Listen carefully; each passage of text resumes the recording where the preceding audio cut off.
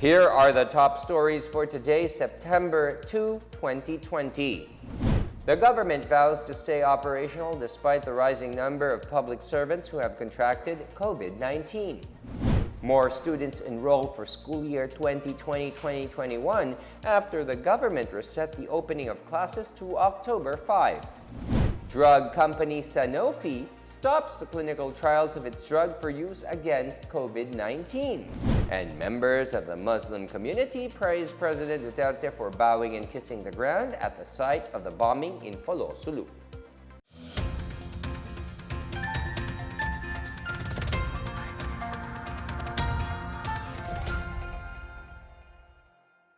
Good day, I'm William Theo. Welcome to the PNA Newsroom. Government operations and services would remain unhampered despite the rising number of public servants who have contracted the COVID-19. According to presidential spokesperson Harry Roque, the government will never shut down amid the pandemic. The Civil Service Commission, or CSC, has issued interim guidelines for alternative work arrangements such as work from home, a skeleton workforce, a 4-day work week, staggered working hours, and other alternative work schemes. Well, government will never shut down. Pinakita po namin dito sa ating munting tanggapan ng Office of the Presidential Spokesperson. Kahit ano pong nangyari, tuloy-tuloy po ang ating discharge ng ating katungkulan sa pagbibigay ng impormasyon sa ating taong bayan. Yan po ang dahilan kung bakit nag-50% workforce po ang gobyerno para kung magkasakit po yung ilan, meron pa pong pwedeng magpatuloy po ng pagtrabaho sa gobyerno. Malacanang reiterates that the stand of the government on putting up a revolutionary government. The group called the Mayor Rodrigo Roa Duterte National Executive Coordinating Committee has been pushing for the establishment of a REVGOV and the adoption of a new federal constitution. President Duterte and several top officials have publicly rejected the proposal to establish a revolutionary government. Presidential spokesperson Harry Roque said the president and the government are addressing the prevailing COVID-19 pandemic. Nananatili pa rin po ang paninindigan ni Presidente na hindi po kinakailangan ng revolutionary government sa ngayon dahil siya po isang constitutional government. Pero kung merong mga tao, mga sektor na merong mga hinanakit at tingin nila kinakailangan ng revolutionary government para ma-address itong mga hinanakit nila, dyan po papasok yung diskurso na pampubliko na sa mga issues na mahalaga sa ating mga pang-araw-araw na buhay bilang isang bansa. Ang Presidente naniniwala sa malayang pananalita dahil po pag mayroong malayang pananalita, nagkakaroon ng diskurso sa mga issue na nakakaapekto sa ating pang-araw-araw na buhay. The Bureau of Customs says it will implement a revamp of officials and personnel in various ports in the country to improve the Bureau's performance. This after President Duterte ordered the BOC to evaluate and reorganize its organization to improve their services. The next 2 years will be devoted to fight against corruption. Because I'll give you just like the NBI. And customs, I called Jagger, si Guerrero dito, commissioner. Sabi ko sa kanya, I want to see a reshuffle of the different regional offices within the next 2 or 3 days. BOC spokesperson Vincent Philip Maronilla said they began restructuring several ports last month, including Metro Manila's top 2 ports. He said a reorganization of their district offices in the Manila International Container Port, Port of Manila, Batangas, San Fernando, La Union, Limay, and Legazpi was already conducted last July. President Duterte's weekly public address will continue despite the implementation of month-long nationwide community quarantine. Presidential spokesperson Harry Roque said Duterte would always find time addressing the nation every week to keep them updated about the government's continuing fight against COVID-19. Roque earlier said Malacanang is considering airing Duterte's speeches live to allay public concerns over the 75-year-old president's state of health. The president has yet to decide on the proposed live press briefing with palace reporters. All projects involving Chinese companies that are banned in the U.S. can continue in the Philippines. Malacanang said President Duterte will not follow the move of the United States to blacklist Chinese firms engaging in reclamation activities in the South China Sea. The president declared last night that the Americans ay pwede po nilang ipatupad yung blacklisting ng mga Chinese companies sa kanilang teritoryo sa Amerika at siguro dun sa kanilang mga base militar na nasa ilalim ng kanilang jurisdiction. Pero malinaw pong sinabi ni Presidente, hindi po siya susunod sa direktiba ng mga Amerikano dahil tayo po ay malaya at independyenteng bansa at kinakailangan po natin ang mga namumuhunan galing po sa bansang China. So, Sangli and all other projects, kahit sinong pong Chinese contractor yan, tuloy-tuloy po yan dahil ang pang-nasyonal na interest natin ay masigurado na matapos po yung mga flagship projects natin sa ilalim ng Build, Build, Build. Still to come, more students enrolled for school year 2020-2021 after the government set the opening of classes to October 5. Drug company Sanofi stops the clinical trials of its drug for use against COVID-19. More on these when the PNA Newsroom continues.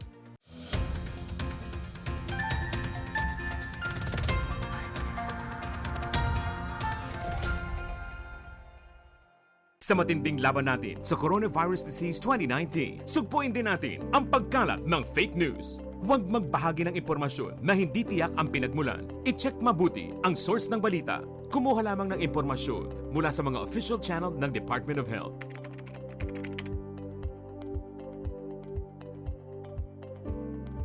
Huwag magpadala sa maling balita, basta't sama-sama at laging handa. Kaya natin to. Isang paalala mula sa DOH, PCOO, KBP at ng himpilang ito. Pangalagaan ng sarili laban sa coronavirus disease 2019. Hanggat maaari, umiwas sa mataong lugar. Iwasang hawakan ang ilong at bibig, maging malinis sa katawan at ugaliin ang wastong paghuhugas ng kamay. Takpan ang ilong at bibig kung uubo o babahing. Umiwas sa mga taong nagpapakita ng sintomas ng coronavirus disease gaya ng lagnat, ubo at sipon. Magsuot ng face mask kung kinakailangan. Basta't sama-sama at laging handa. Kaya natin to. Isang paalala mula sa DOH, PCOO, KBP at ng himpilang ito. Alamin kung paano ang tamang pagsusuot ng surgical mask. Una, hawakan ang mask sa strap at siguruhing natatakpan nito ang inyong bibig at ilong. Tandaan, ang may kulay na bahagi ng mask ang dapat nasa labas. Ito lamang ang tamang paraan ng pagsuot nito. Ihulma ang nose piece o maliit na metallic strip ayon sa hugis ng inyong ilong. Iwasan ang paghawak sa inyong ilong at bibig. Kung marumi na ang mask, hubarin ito gamit ang strap at itapon ito sa isang basurahan. Siguruhin ang maayos na paghuhugas ng kamay gamit ang sabon at tubig.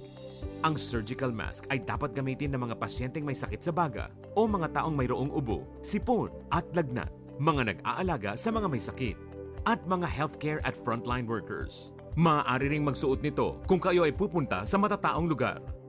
Basta't sama-sama at laging handa. Kaya natin to! Isang paalala mula sa DOH, PCOO, KBP at ng himpilang ito.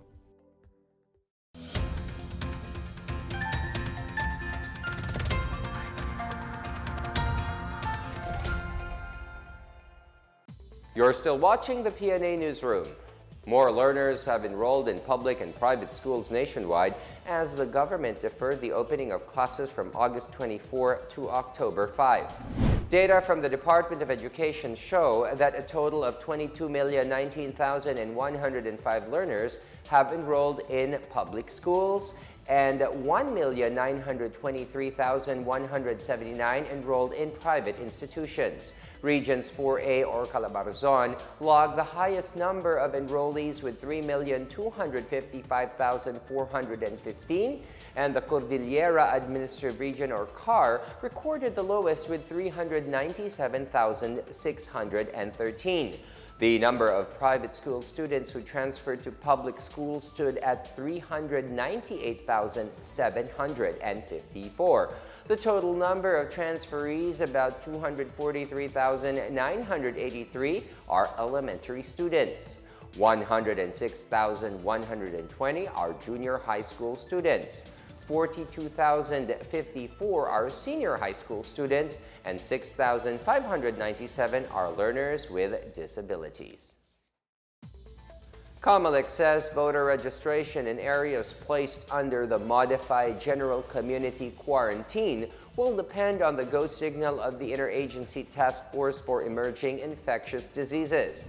COMELEC has resumed voter registration across the country except in areas under Enhanced Community Quarantine or Modified ECQ. COMELEC spokesperson James Jimenez said the first day of voter registration went on smoothly as he visited Manila, Pasay, and Taguig. He, however, admitted that there were also delays or slowdown in the process since many came without their printed registration forms. The COMELEC has encouraged registrants to download the application form from the COMELEC website at www.comelec.gov.ph.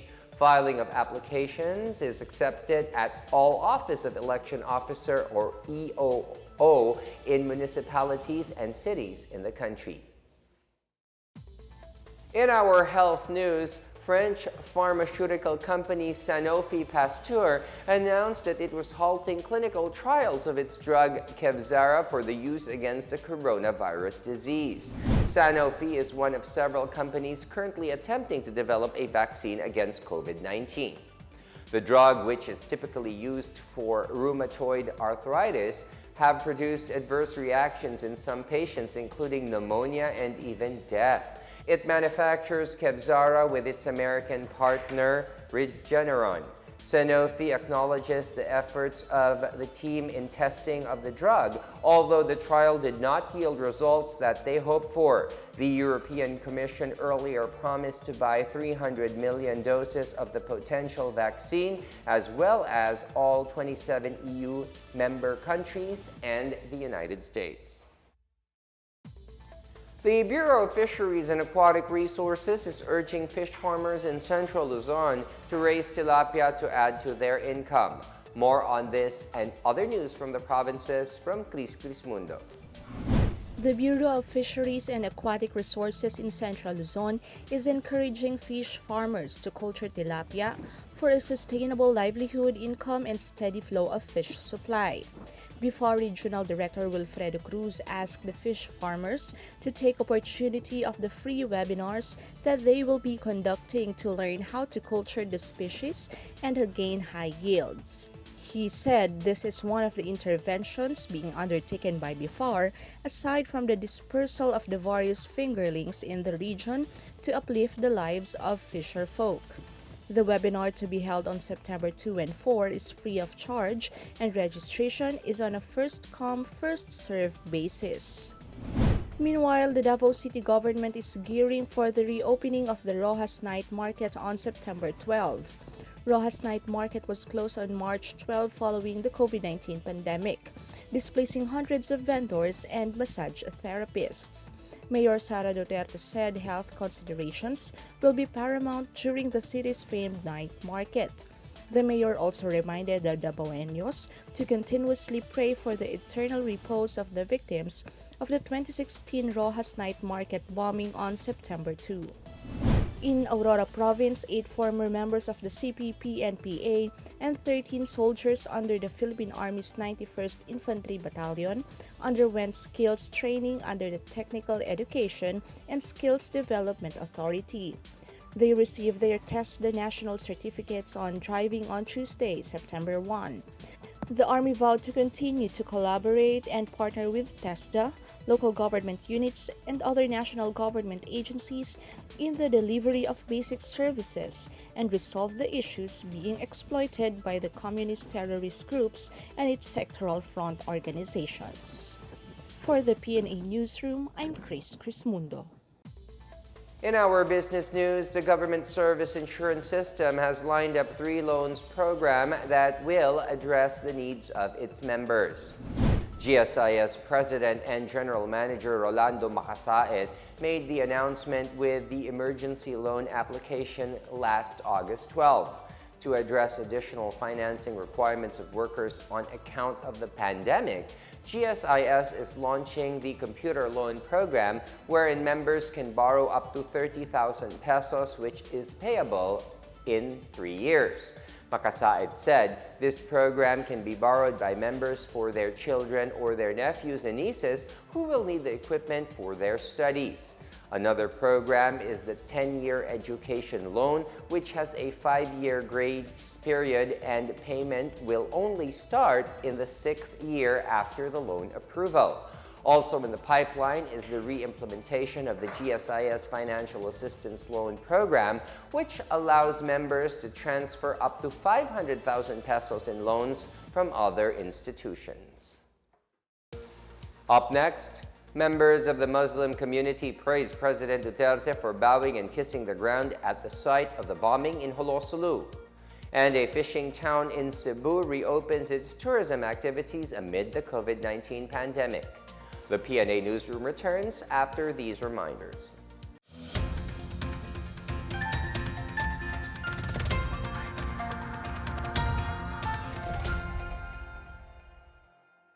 Tandaan ang tamang paraan ng paghuhugas at paglilinis ng kamay upang makaiwas sa iba't ibang karamdaman. Basain ng tubig ang mga kamay at sabunin. Unang sabunin ang mga palad at ang likod ng mga kamay. Kuskusin na maigi ang pagitan ng mga daliri at maging ang mga kuko. Isunod ang pagitan ng mga hinlalaki at kuskusin ng paikot ang mga dulo ng mga daliri sa magkabilang palad. Banlawang mabuti ang mga kamay sa malinis na tubig at patuyuin ang mga kamay gamit ang single-use towel o air dryer. Basta't sama-sama at laging handa, kaya natin to! Isang paalala mula sa DOH, PCOO, KBP at ng himpilang ito.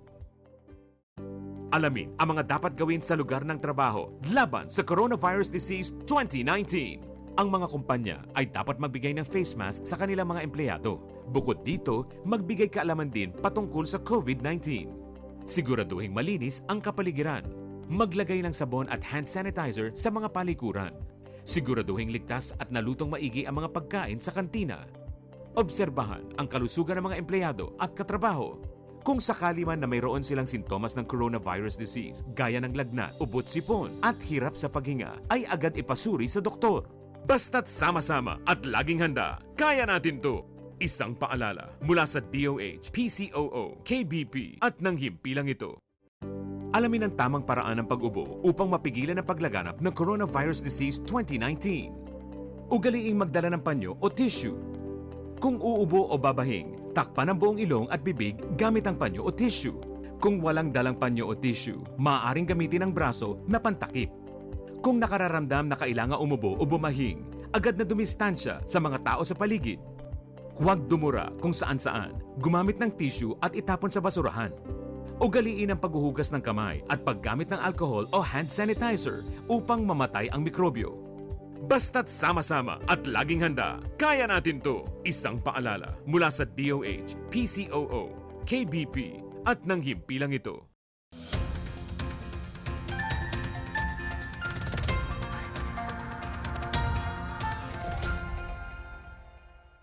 President Rodrigo Duterte's gesture of kissing the ground at the blast site in Jolo on August 30 has earned praises from Muslim personalities.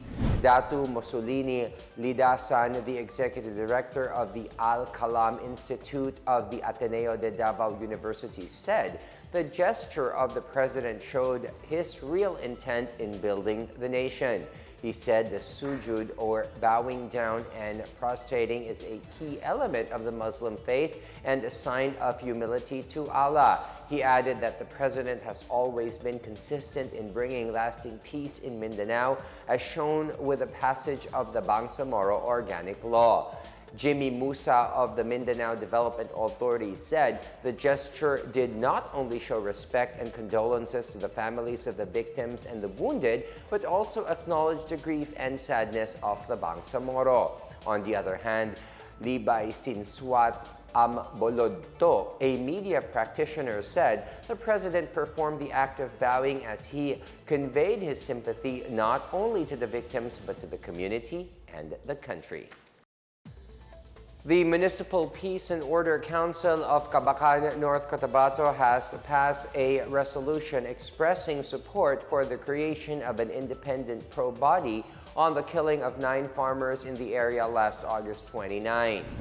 Mayor Herlo Guzman said the resolution intends to encourage the National Bureau of Investigation, the Criminal Investigation and Detection Group, and the local police to proceed with their joint efforts to solve the controversial murder case soon.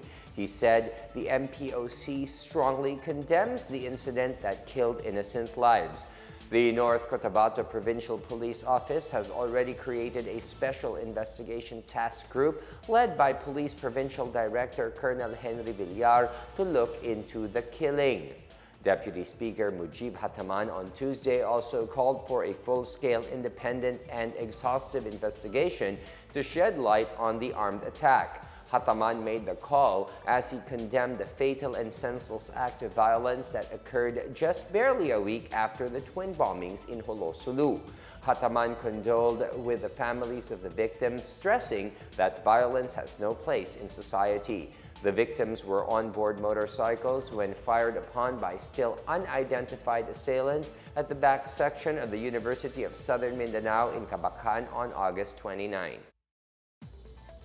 Several former members of the New People's Army are now training in organic agriculture to make a livelihood as well as teach others new skills. Jennifer Peña Gaetano has the story. The former rebels in Agusan del Norte are among of the sectors who joined in the training of trainers for organic agriculture.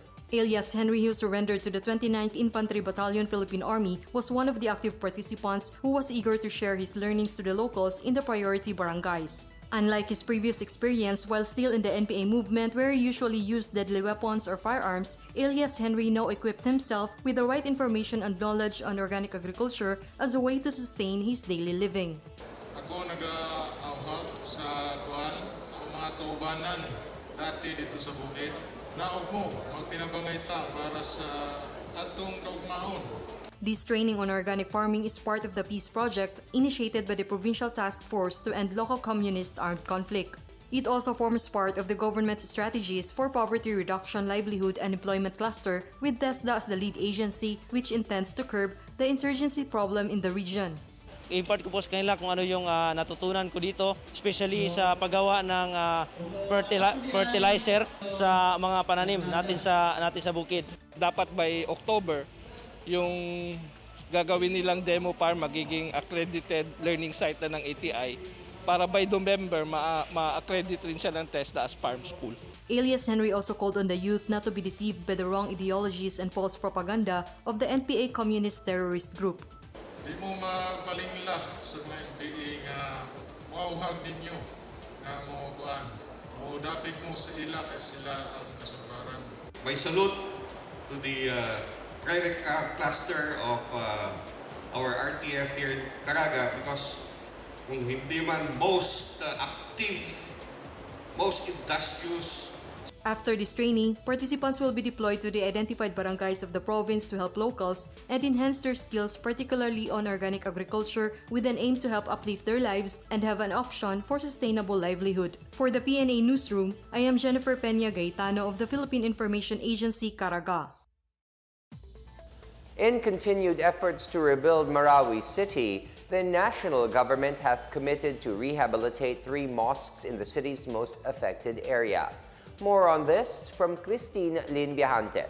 3 religious facilities inside the most affected area or MAA of Marawi City are set to be rehabilitated soon. A memorandum of agreement signing was held simultaneously in Marawi and Quezon City on Friday, witnessed by respective administrators of the 3 mosques. Today's occasion is a testimony to the commitment of President Duterte to fulfill his promise to rebuild Marawi and make it more attractive TFBM Chairperson Secretary Eduardo Del Rosario added that Masjid di Sumangkop, White Mosques, and Masjid Darussalam are just 3 of 30 mosques that will be repaired and rehabilitated by the national government. We are not building just 3 mosques, but it has so many people living there, represented by the 17,000 families residing in the most affected area of Marawi City.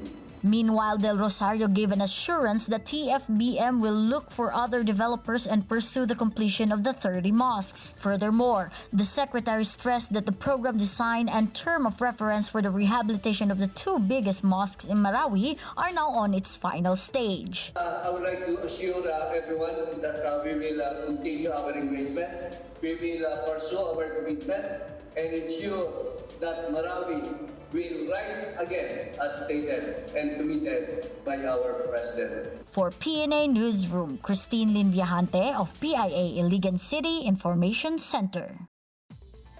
Cordova Town on Mactan Island has reopened, joining other municipalities in Cebu that have slowly reopened tourism.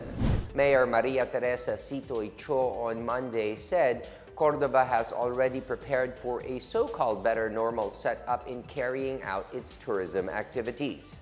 The provincial government of Cebu and other stakeholders marked a ceremonial reopening of Cordova's industry on August 30.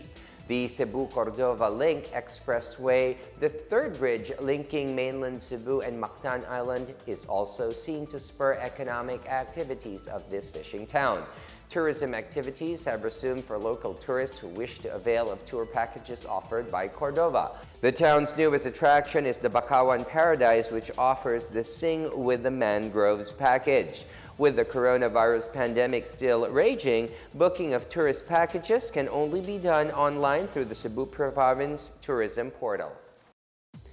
A couple from Barangay Muzon in Malabon is working to make it through the COVID-19 pandemic with their bakery business. Mayro and Joy Fernandez bakes ensaymada and other kinds of bread and pastries to make ends meet. The two already had their MS baked goods up and running for some time. But with their funds running low as Myro's job as a teacher was affected by the pandemic, Joy said they decided to bake and sell pandesal, ube pandesal, Spanish bread, putok, and ensaymada to the community. At the moment, their average sales range from 700 to 9,000 pesos. They also shifted to selling other items to earn additional income. Mayro and Joy are some of many Filipinos who have shifted to engaging in the food business, among others to make ends meet and avoid the COVID-19 pandemic.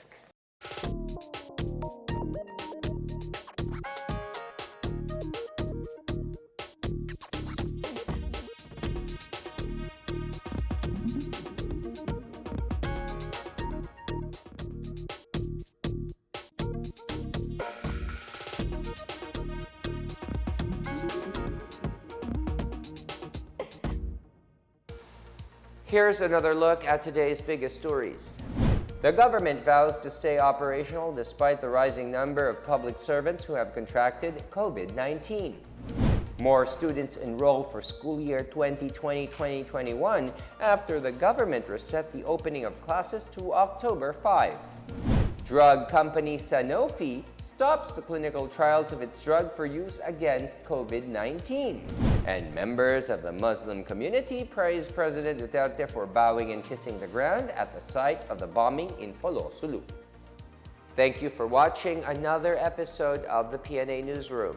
To check out more news content, check our webpage or head onto the Philippine News Agency's Facebook and Twitter accounts. For more stories about the government and how it serves Filipinos, look for these hashtags in all of our social media platforms and websites. We are shown on the pages of the PCOO and its attached agencies. Also, watch us on television on PTV4 and IBC 13. And that's your daily dose of the biggest stories that you need to know. From the PNA Newsroom, I am William Theo. Good day and stay safe, everyone.